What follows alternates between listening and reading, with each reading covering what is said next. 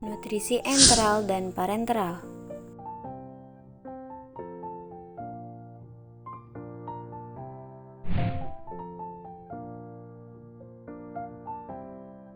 Nutrisi enteral.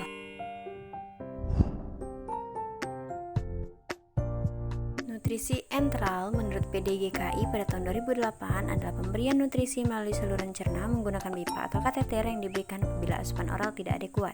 Formula nutrisi diberikan melalui tube ke dalam gastric tube, NGT, gastrostomi, dan jejunum percutaneous. Adapun tujuannya, yang pertama, mempertahankan fungsi pertahanan dari usus, mempertahankan integritas mukosa saluran cerna, mempertahankan fungsi-fungsi imunologi mukosa saluran cerna, hingga mempercepat penyembuhan luka. Selain itu, juga bertujuan untuk memasukkan makanan cair atau obat-obatan cair, mengeluarkan cairan atau isi lambung dan gas yang terdapat di dalam lambung, mengirigasi karena perdarahan atau keracunan dalam lambung, dan sebagainya. Jenis-jenis nutrisi enteral.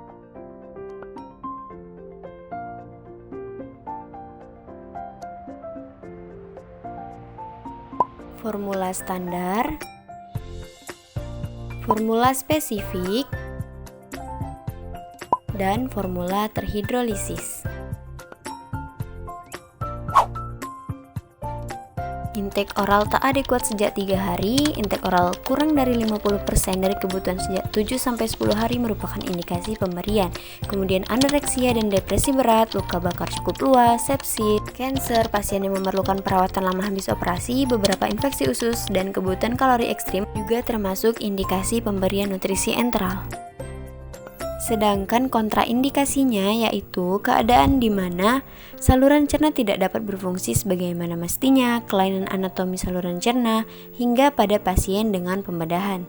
Keuntungan nutrisi enteral, yang pertama fisiologis, makanan lewat GIT lebih efektif, berat badan cepat naik, komplikasi kurang, hingga biaya murah 10-20 kali dari nutrisi parenteral. Nah, yang akan dijelaskan di sini pemberian nutrisi enteral melalui NGT. Pemasangan NGT. Melakukan pemasangan selang dari rongga hidung ke dalam lambung. Persiapan pasien. Pasien diberi penjelasan tentang hal-hal yang akan dilakukan sehingga pasien mengerti apa yang harus dilakukannya. Kemudian persiapan lingkungan, di mana persiapan lingkungan yaitu menciptakan lingkungan yang nyaman dan tenang. Selanjutnya, persiapan alat. Adapun alat yang diperlukan yaitu selang NGT, jelly, handscoon, cotton bud, speed ukuran 50-100 cc, nerbekan, stetoskop, plester dan gunting, arteri klem, handuk, air minum, makanan cair, obat-obatan jika diperlukan. Ukuran NGT: dewasa, anak-anak, dan bayi. Yang perlu diperhatikan, jalur masuknya makanan, ukuran pipa makanan, volume yang digunakan untuk memenuhi kebutuhan pasien, toleransi saluran cerna, dan kondisi klinis pasien. Parameter monitoring: berat badan, tanda edema, balance cairan, glukosa kalsium, fosfat serum, konsistensi dan volume feses, tanda status hidrasi, asupan makanan, hingga elektrolit, urea, nitrogen darah, dan lain-lain. Pemberian makanan melalui NGT. Langkah pertama, menerangkan prosedur pada klien, kemudian mencuci tangan dan memasang handscoon, lalu klien tetap dalam posisi semi-fowler, tinggi atau dengan kepala tempat tidur ditinggikan 30 derajat atau lebih selama 30 menit setelah memberikan makan melalui selang. Kemudian cek ketepatan selang di lambung dengan cara yang pertama, buka klem NGT atau split NGT dan masukkan selang ke dalam gelas berisi air, posisi tepat jika tidak ada gelembung udara. Kemudian buka klem dan lakukan pengisapan atau aspirasi cairan lambung dengan menggunakan split NGT. Cek cairan lambung dengan menggunakan strip indikator pH. Posisi tepat jika pH kurang dari 6. Kemudian buka klem dan cek dengan menggunakan stetoskop.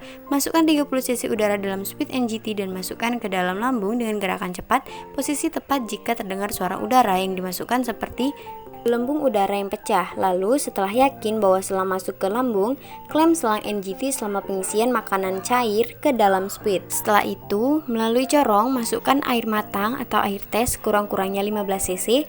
Pada tahap permulaan, corong dimiringkan dan tuangkan makanan melalui pinggirnya. Setelah penuh, corong ditegakkan kembali.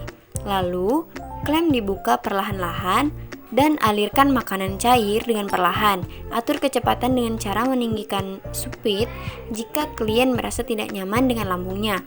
Klem selang NGT beberapa menit, lalu jika makanan cair akan habis, isi kembali dan jangan biarkan udara masuk ke dalam lambung. Apabila klien harus minum obat, obat harus dilarutkan dan diberikan sebelum makanan habis. Lalu setelah makanan habis, selang dibilas dengan air, kemudian pangkal selang segera diklem. Kemudian rapikan klien, peralatan dibereskan dan dikembalikan ke tempat semula. Lalu mendokumentasikan prosedur, catat jumlah dan jenis makanan, pastikan letak selang, patensi selang, respon klien terhadap makanan dan adanya efek merugikan, dan cuci tangan. Nutrisi parenteral. Nutrisi parenteral adalah pemberian nutrisi berupa cairan infus yang dimasukkan ke dalam tubuh melalui darah vena balik sentral atau vena perifer, di mana pemberiannya itu pada pasien yang tidak dapat dipenuhi kebutuhan nutrisinya melalui oral atau internal. Jenis-jenis formula, yang pertama karbohidrat, asam amino, dan lemak, serta cairan elektrolit. Komplikasi: embolisme, bekuan darah, misplacement, infeksi sepsis, plebitis, tisu injuri, defisiensi nutrisi, fungsi hati abnormal, elektrolit imbalance, batu empedu, hipo atau hiperglikemi, dan hipertrigliseridemia. Prosedur. Metode pemberian. Yang pertama, nutrisi parenteral parsial, di mana pemberian sebagian kebutuhan nutrisi melalui intravena. Yang kedua, nutrisi parenteral total, di mana pemberian nutrisi melalui jalur intravena ketika kebutuhan nutrisi sepenuhnya harus dipenuhi melalui cairan infus. Dan yang ketiga, lokasi pemberian nutrisi secara parenteral melalui vena sentral dapat melalui vena antikubital pada vena basilika cephalica, vena subclavia, vena jugularis interna dan eksterna, dan vena femoralis. Thank you.